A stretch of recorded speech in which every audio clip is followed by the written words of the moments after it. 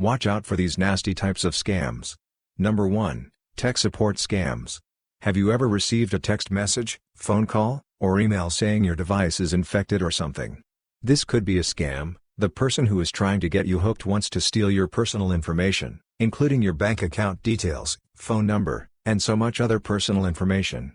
Tech support scams do not always happen via email, SMS, or phone calls. They can also take place on websites which are heavily visited throughout the day. A good example would be Microsoft's website. Scammers often target Windows users because Windows has such a large share of the operating system market share pie that makes it an easy target for hackers and scammers. And since many people are completely unaware that they are being scammed, this is a really good time to help those people become aware. Scams are an ongoing battle that will never end, but you do not have to let them get in the way of your daily life.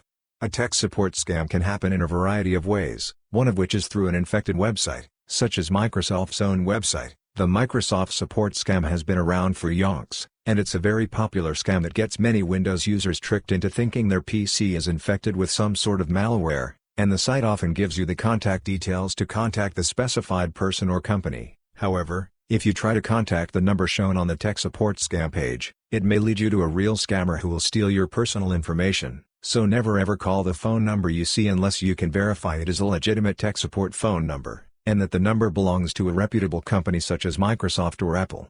Tech support scams also happen via telephone calls. Oftentimes, the scammer will call random numbers, and then the scammer will make it seem like there is a problem with your network, phone, etc., when in reality there is nothing of the sort. A scammer may use a private or unknown number to try and hide their real identity, but most of the time, they have a phone number which you can contact, usually with incoming call restrictions and other restrictions, to prevent people from finding out who owns the phone number being used to do scams. If you suspect the caller is scamming you, hang up straight away, and take any action you deem necessary. The best thing to do is to block the phone number, especially if it repeatedly calls or texts your number. Tech support scams also come in emails. However, this is less common nowadays than what it used to be, but it still happens. The email may be trying to look like it comes from a legitimate business, but if you closely examine the email address, you will soon find out that it's a scammer who wants to steal your personal information. The email may look enticing, have big images and convincing text to lure you into clicking the link, or downloading the attached file or document. Never ever click on a link sent in a text message or email unless you trust the source it originated from, and that you can verify the site is safe to visit. Never download any files sent to your email address unless you know the sender and what the files are in relation to. If you have been scammed over the phone, use a phone number lookup site to find out where the person may live. These sites can give you a lot of information, including the telecommunications provider the phone number is registered with, the location and approximate whereabouts of the individual. Not all phone number lookup sites can do this, however, and the site can tell you if the number is known to be a scam or spam number, so this can help narrow down your search to find out who that individual is. Number 2. Government scams. Ever gotten a text message, phone call, email, or voicemail from someone who sounds like a person of authority such as a government official or a police officer? It's likely not a real police officer or government agent. It's a scammer impersonating them and pretending that you might be involved in some serious issue. Whatever the case, do not reply, call back, or text that person. They may also want to steal your information. Do not click on any links you may see in the text message or email. The text message or email may look enticing, convincing, and oftentimes, the scammers send these texts at unusual times of the day, outside of regular business hours. So if you get a text message at an unusual time of day and the person is pretending to be someone of authority, you know something is off, and it should be an immediate red flag that caller could and would most likely be a scammer stealing personal information. Number 3. Remote desktop scams. Some scammers go even further than simply phishing you into their scam basket. Some use professional desktop software which can grant them complete and total access and control over your computer or mobile device. Oftentimes, however, the scammer will be talking to someone over the phone. Give them a remote desktop link to connect to, using some software such as AnyDesk, TeamViewer, or whatever remote desktop software they are using, and once the victim has successfully connected, the scammer can now wreak havoc on their computer. But the same can be said in reverse. Some people are willing to fight scammers and wreak havoc on their systems. Popular scam bait channels on YouTube take down scammers, delete their files, and do all the things that they would do to us. Never ever connect to somebody else's computer, phone, tablet, etc., unless that person is a good friend of yours who may need some help. or you need to use remote desktop software for a legitimate reason, but other than that, do not connect to somebody else's remote desktop session. You do not know if that person is a scammer or hacker who will wreak havoc on your system. Number 4. Facebook scams.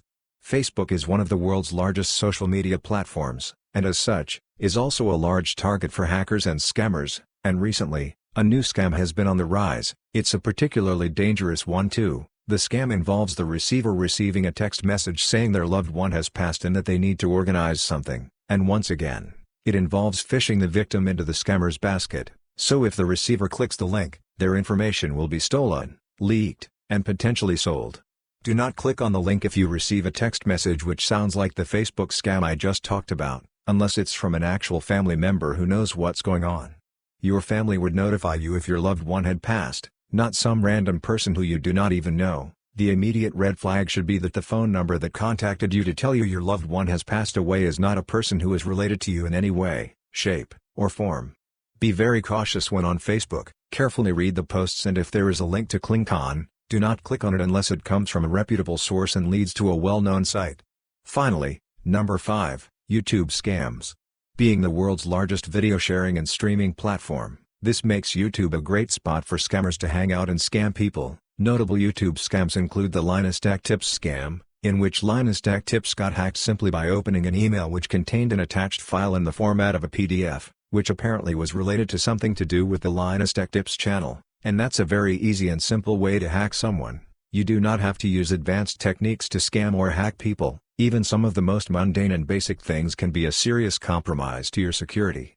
As mentioned, never ever download or open files attached in an email unless you know where the source came from, and what the files are in relation to. Don't reply back to the sender or ask them any questions whatsoever, as this could verify your email address is a real one, rather than an unmonitored inbox, or something else. The same applies to text and phone calls. Never call back the scammer or text them. If you do plan on doing this, use a private phone number or a service which does not reveal your real identity. A voice-over internet service is generally a good way to hide your real identity. Some even offer disposable or burnable numbers, which lets you dispose of a phone number when it is no longer needed.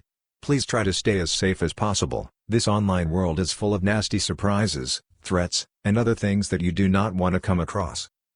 You can use helpful tips and tricks provided by myself and many other tech people who know about such things. Hopefully you found this video useful. If you know somebody who is prone to falling for scams or has been scammed, please share this video with them. It will greatly help them understand the dangers of clicking on unrecognized links or opening unknown files from unknown sources. Please try help more people become aware of scams, as the scams are getting more advanced as time goes by, and the methods used to scam people is also growing. But you know what else is always growing? The protection against such problems. Install an antivirus solution for your PC, Mac, iPhone, or Android device. This can scan your device for malicious files or content. It can also clean your device and get rid of junk files, and an AV solution always provides the latest definition updates, so you will be protected against the latest threats. Antivirus cannot protect you against zero-day vulnerabilities however, and some viruses or malware can go completely undetected in antivirus software, so it's a good idea to try multiple solutions and see which one is best for you.